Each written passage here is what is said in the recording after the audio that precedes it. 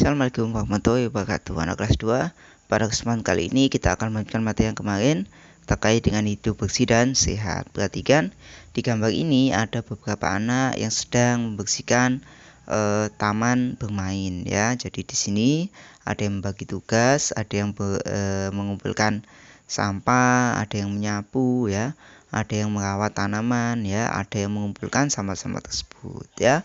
Jadi ini terkait bagaimana cara kita untuk menjaga kebersihan dari taman bermain kita ya.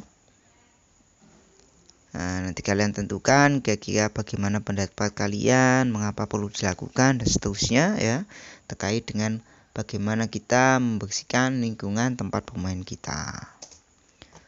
Selanjutnya di sini ada teks bacaan ya, dimana teks bacaan ini ya terkait dengan kegiatan yang dilakukan anak-anak di lapangan bermain ya. Nanti kalian sebutkan kira-kira kalian baca dengan teliti 4 hal itu ya. Setelah itu nanti kalian bisa menjawab soal yang ada di bawahnya terkait dengan kegiatan yang dilakukan anak-anak tersebut ya.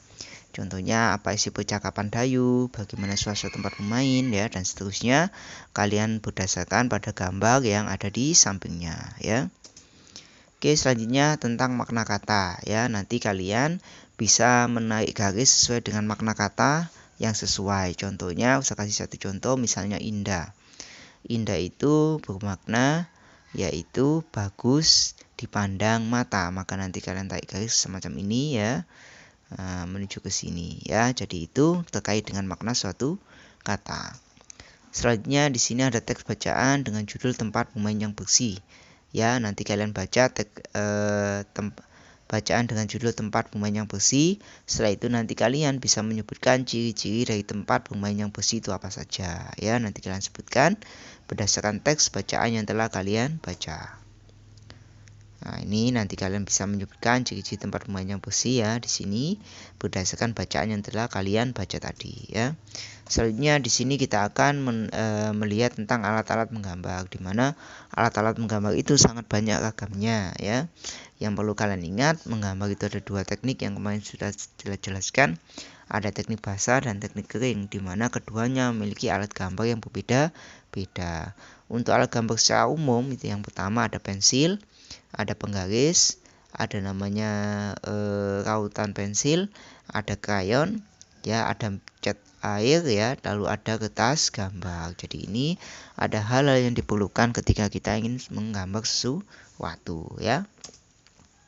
Selanjutnya kita akan baca tentang kubus. Nah, di mana kubus ini memiliki sifat yang berupa yaitu rusuknya. Ya, jadi ruas rusuknya ini nanti kita bisa sebutkan. Cara menyebutkan ruas rusuk itu berupa dua garis, ya, berupa dua huruf.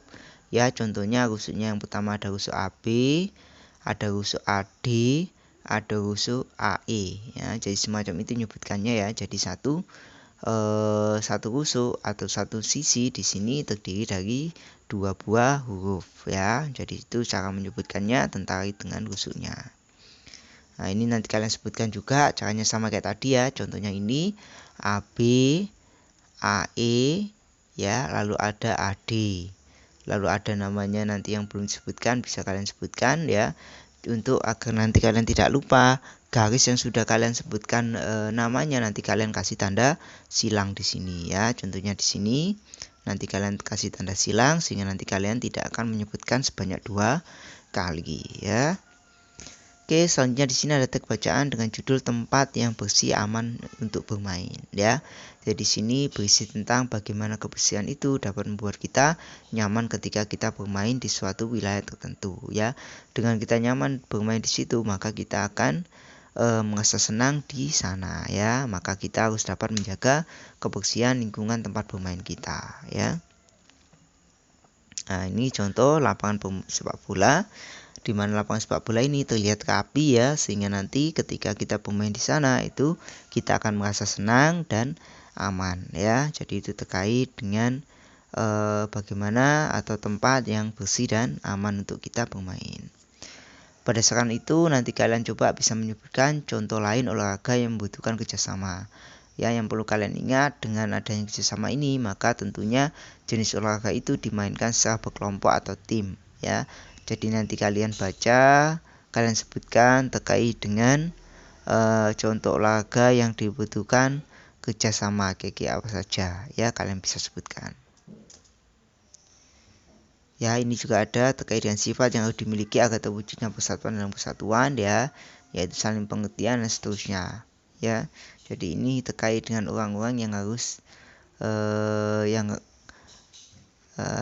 harus kita lakukan, ya, untuk menjaga persatuan di dalam suatu permainan, ya. Jadi itu harus kita lakukan apa saja, ya. Oke, demikian pelajaran kali ini. Jangan lupa tugasnya dilaksanakan terkait dengan olahraga yang membutuhkan kerjasama, sama hal yang perlu kita lakukan untuk menjaga persatuan dalam permainan ya. Oke, apa saja. Oke, demikian pelajaran kali ini. Wisata kiri. Wassalamualaikum warahmatullahi wabarakatuh.